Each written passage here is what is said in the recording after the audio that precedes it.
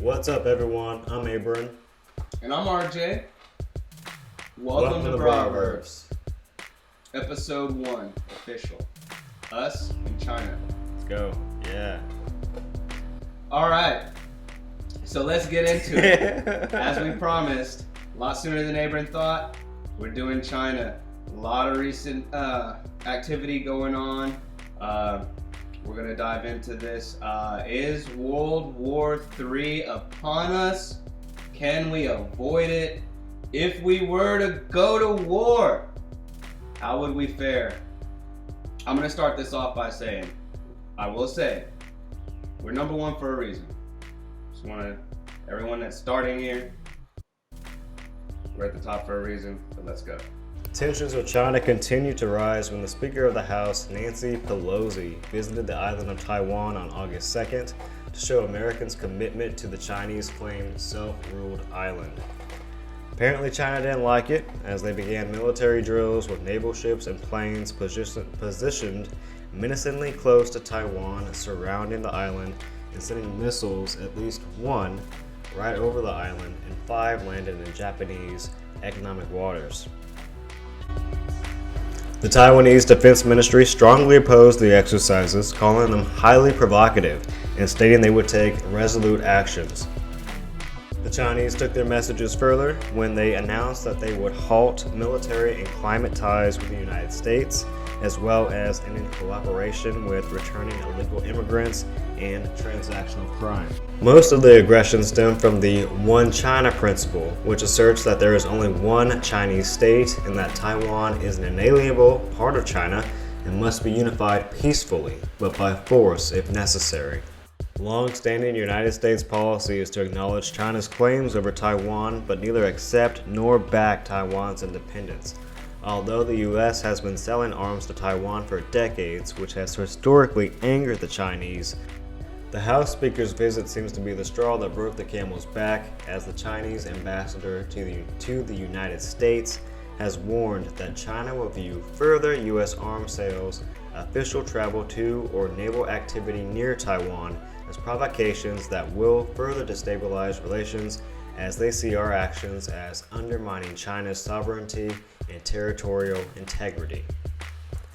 To be fair, China had issued private warnings to the Biden administration for weeks against the coming visit, and sources say the threats seem significantly stronger than threats made in the past against U.S. policy in Taiwan. The United States and Pelosi don't appear to show weakness in response to Chinese recent aggressions, as Pelosi has stated that China would not isolate Taiwan and prevent the United States from traveling there, and said the United States cannot allow China to establish a new normal around Taiwan, claiming Chinese leaders are trying to push their way through their goals on Taiwan, and going as far as stating that the Chinese president has his own insecurities and that he is in a fragile place, acting like a scared bully. The United States plans to hold talks with Taiwan as a sign of support for the island's democracy, a step Beijing says would lead to war. If you wondered how Taiwan feels about being at the center of this tug of war, recent public opinion polls show that the majority of Taiwanese have no desire to be a part of China, but want to maintain the status quo. China's ambassador has even conceded that China has a lot of work to do in improving its image of Taiwan, where fear of China is prevalent. Taiwan's foreign ministry expressed a high welcome for the trade talks with the United States. Although Taiwan is the United States' 9th largest trading partner, the United States is Taiwan's number 2 foreign market, number 1 being China. Check out this clip from Singapore's leader-in-waiting, Lawrence Wong, regarding how he views United States trade in the area and the escalations of tensions involving the superpowers in the world. If Nancy Pelosi really wanted to stand up to China, if she really wanted to get emerging Asia, countries like yourself, on the side of America, surely the way to come to this region is to come with a trade pact, not with the way she proceeded. Well, we have been encouraging America to do more in the region, and that's been our consistent message, but we also understand America's domestic politics and its constraints. So in that sense, we encourage America to do as much as it can, as much as its domestic politics allow. So from that point of view, we welcome the Indo-Pacific Economic Framework, and it's good that many ASEAN countries have also come forward to be part of this framework at its launch. But as we have repeatedly told the Americans, the launch is only the beginning. Do you worry about protectionism being on the rise We do. in this region? We do. In a way, the broader concern is that the world is at a turning point. We are entering a new scenario, a new world order. Okay. And yeah, a little background, a little history on Taiwan. Again, we're putting the links in the description, but particularly Taiwan.gov.tw has a wonderful timeline of the history of Taiwan since about the 1500s, where it was commonly believed that European sailors passing Taiwan would record the island's name as Ilha Formosa, or quote-unquote beautiful island. Taiwan has a long history of relations with China, but particularly related to the U.S. involvement in the relationship between Taiwan and China, which is currently another issue, which is leading to this escalation of these tensions between the U.S. and China. Basically, we helped Taiwan claim independence from Japan when we won World War II, and Japan was forced to surrender. So after World War II, the Republic of China, also known as the ROC, so the Republic of China government representatives accept the surrender of the Japanese forces in Taiwan, stating that as the chief executives of Taiwan, province of the Republic of China, or ROC, I restore all legal territory, people, administration, political, economic, and cultural facilities and assets of Taiwan, including the Pinggu Islands. So, at this time, the Republic of China had primary control and presence of Taiwan. We had good relations with China during World War II. You know, it was us versus Japan. We basically helped China acquire Taiwan in this independence from Japan. However, we never specifically claimed that we support Taiwan as a part of China. Taiwan aligns with the US views on democracy, and naturally we align our support with Taiwan and their claim of independence. Hello, it's the American way. During the time period from 1949 to 1987, the Republic of China government had relocated to Taiwan, followed by 1.2 million people from China. There was a battle going on. Again, check the website for the details. But the ROC forces were engaged in this battle, which is a large part of why they did not successfully take over Taiwan at the time. And so there was a large uprising in Taiwan. The people rejected communism, they aligned with democracy, and essentially the US policy toward East Asia during this time and in the early Cold War contributed to the tensions in the Taiwan Strait. So in the early 50s, the American officials were prepared to let forces cross the strait to defeat Chiang and effectively remove the Republic of China and their presence from Taiwan. But we got we got involved in the Korean War. And so because of the Korean conflict, In June of 1950, the U.S. sent its 7th Fleet instead, still to the Taiwan Strait, but to prevent the Korean conflict from spreading south. Still, the appearance of the 7th Fleet, regardless, angered the Chinese communists, much like we're seeing today, who transferred their troops poised for an invasion of Taiwan to the Korean front. This served to delay military conflict in the strait while the United States withdrew its fleet after the Korean War. Some time goes by, and essentially in 1979, democracy activists demonstrating in, I don't want to butcher the name, so see the name below, are arrested and imprisoned, which leads to the formation and development of the Democratic Progressive Party in 1986. We fast forward to the year 2000, good year by the way, glad Y2K didn't happen, but it became the first transfer of power in Taiwan from the Republic of China when they elected a new president and vice president, names we will put both.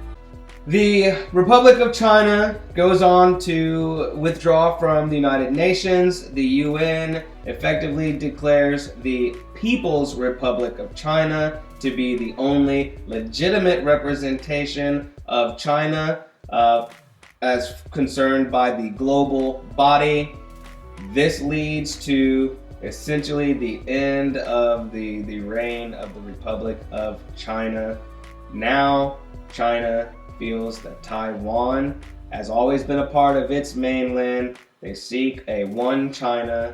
They feel that U.S. support of China and the trade as far as selling military weapons and providing military aid is against their views on the fact that Taiwan is a part of China to them, since we helped them acquire it essentially after World War II from Japan. I also think it's important to point out one more thing.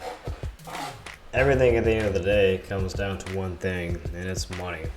Taiwan is the world's #1 exporter when it comes to the microchips that we all use for our cell phones, cars, video games, all that good stuff. That's what China wants. I'm not sure if China necessarily cares about the people of Taiwan. I don't necessarily know if they really care about this one China. I think it's about the chips. I think it's always been about the chips. I think it's about the money. That being said, RJ, what do you think is about to happen? Do you think that this is really going to escalate into war? Is this going to be World War III? Do you think that part of the reason why China is getting more upset with what is typically business as usual because of Ukraine and Russia? Tell me what you think. Well, I think it's comforting, to say the least, that we've been in this situation before. As we see in the videos, China has warned us that if we do send our naval ships to help defend the Taiwan Strait and protect and support Taiwan, they're going to see that as a threat and are going to be forced to act accordingly. And nothing is impossible in today's day and age. I am very happy that we've done this before. The video with the Singaporean, and I forgive me if that's not the proper way to address them as a group, but in that video, he made it very clear that they are also aware of the implications of a war. Everyone, as you point out, Abram, money.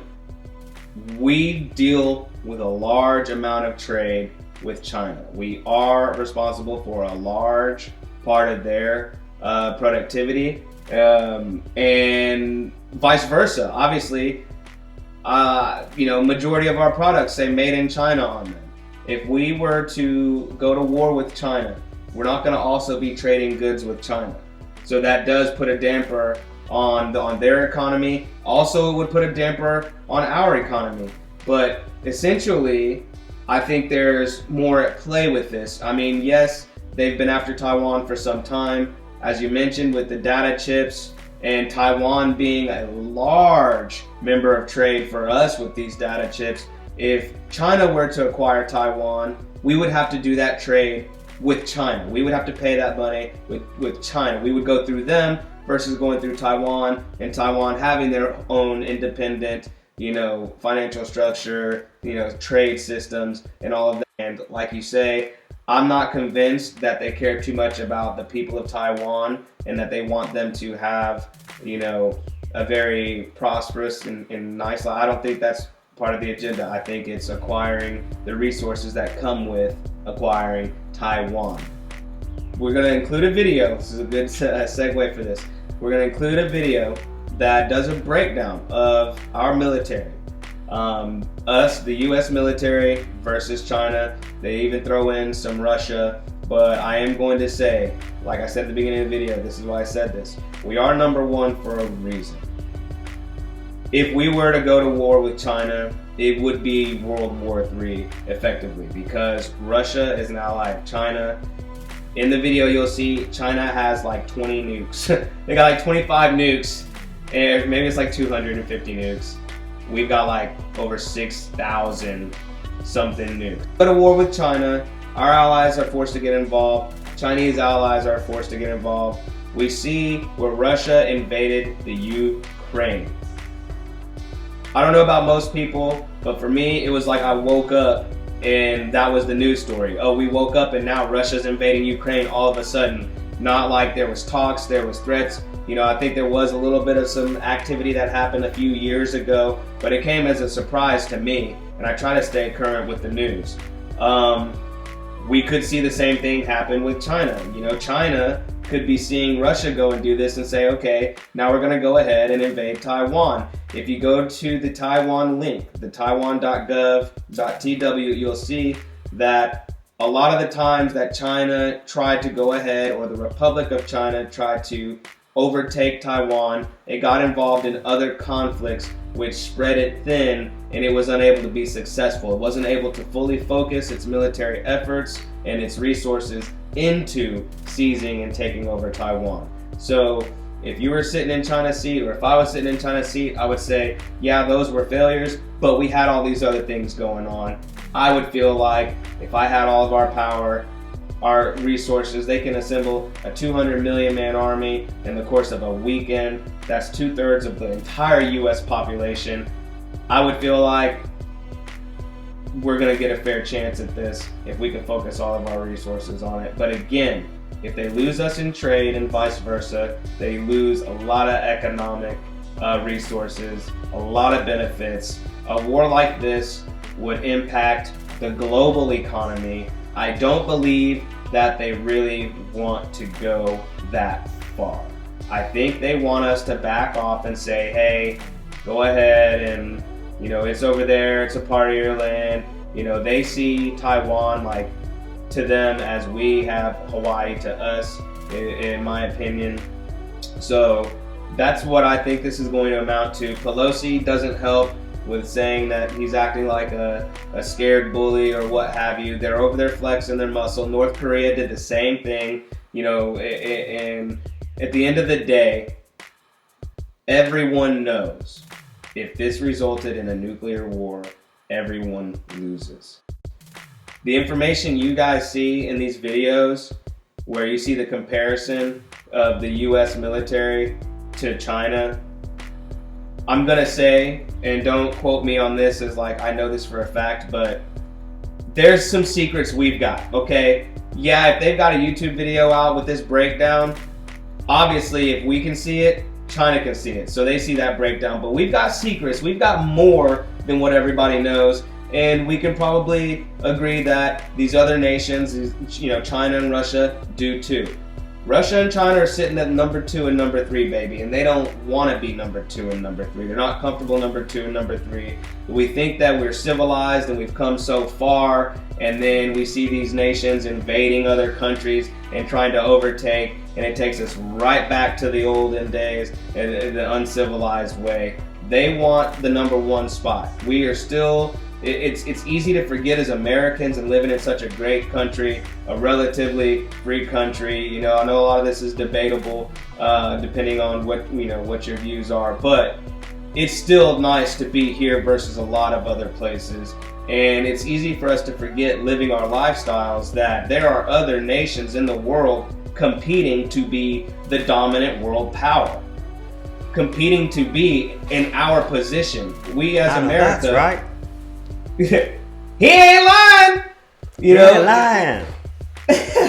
You know, but and so for real, and the reality of it is we love being number 1, number 2, and number 3, feeling like they should be number 1. Would love to feel and be number 1 too, and then they don't let up. It's the weirdest thing to me. What do I want? I want world peace. I want world peace, baby. You know. Watch the video on the breakdown for comfort. But in the event of war, what would you do? What would you all do? Comment. Let's have some fun with that. Get in the comment section. We got preppers. They got shows about preppers, but reality is anything can happen. Even in another Cold War and a standoff, we could see more fuel price hikes, more inflation than what we already have. Women, mommies out there, you know, dads caring for babies, everyone out there caring for babies. With what we saw with that formula shortage and the difficulties that come out of that, let that be a wake up to any day and time. Products can be hard to get. If we've got Navy ships across all these waters, all these trade routes, and we're in this military standoff or we're in a war, products will be harder to get. Products will cost more. Just be prepared. It's always better to be the person who has a plan when everyone is freaking out than be the person who was like, that just sounded so crazy that it couldn't happen, and it's actually happening, and I don't know what to do for us. I don't know what to do for my families. I don't know what to do. I'm not saying everybody go crazy like the World War III is imminent.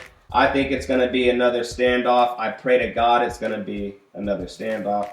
Because come on, we don't need a nuclear war. Everyone knows if we have a nuclear war, we all lose. So hopefully the officials are smart enough to know that. Hopefully, again, it's just China flexing their muscle, beating their chest, hoping we'll back down so they can acquire the land, acquire the resources. And if we don't move into that.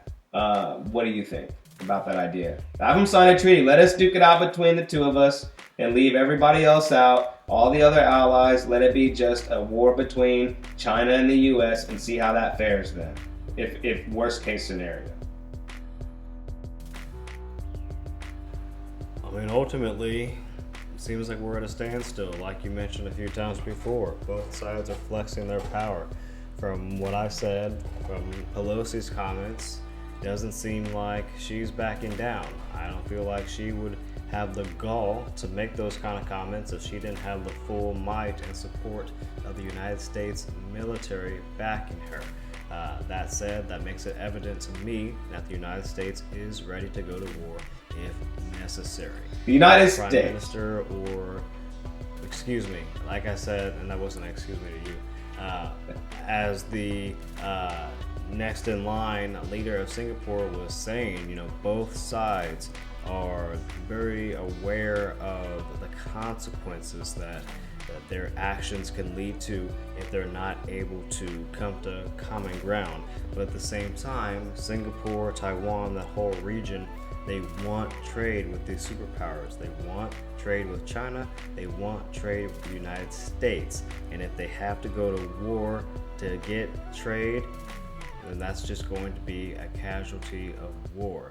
But at this point, with us being in 2022, we're about to be in 2023, let us hope that we can begin to engineer a new round of civilization talks and coming together so we can prevent anomalies like this from happening. We don't need another world war. Agreed. We need to figure out peace, especially today with the weapons that are available with Russia, United States, China, and anybody else out there. It is disastrous for everyone. It's never been great, but now we're talking about destroying the planet. That's the big thing. That is a big thing, but and you know, like you kind of nailed it, you hit the nail on the head about it seems like we're ready to go. America is always ready to go. Let's be real about that, okay? And I'm not going to take it to the conspiracy way, but there's a lot of profits from war.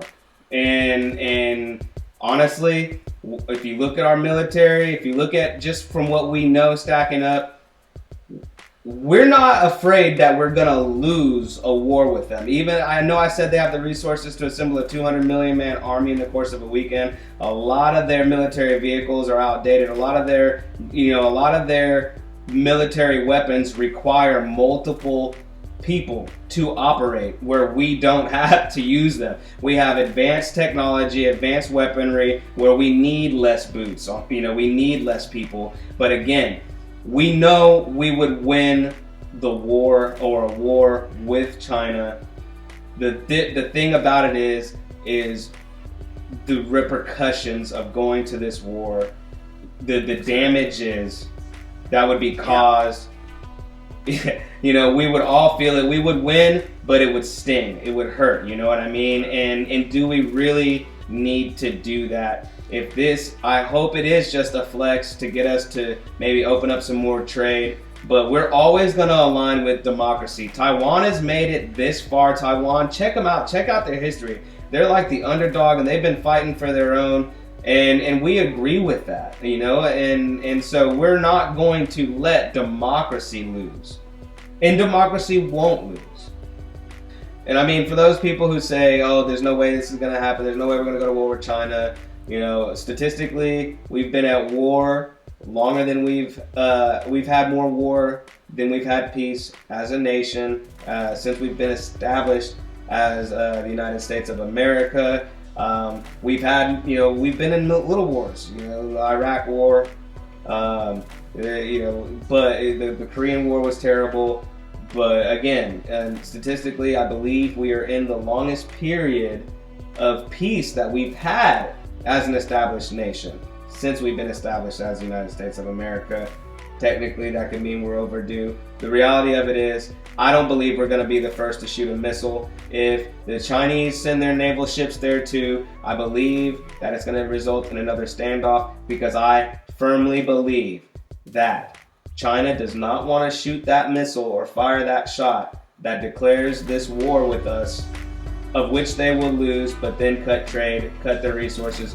Where is their money going to come from? They know it. We know it. I don't think it's going to happen. But if they say go for it, they have to listen to that leader, and then we have to go. We'll win, but it won't be good. On that note, I'm just going to end it saying that if by chance we're not able to work it out, something does happen and somebody does shoot off a shot, that shot will be known as the shot heard around the world, and it will beckon a new era of a lot of unknowns, a lot of questions about what's going to happen with the state of affairs, with everything. With that being said, we're going to wrap up this podcast today. I appreciate you joining Proverbs.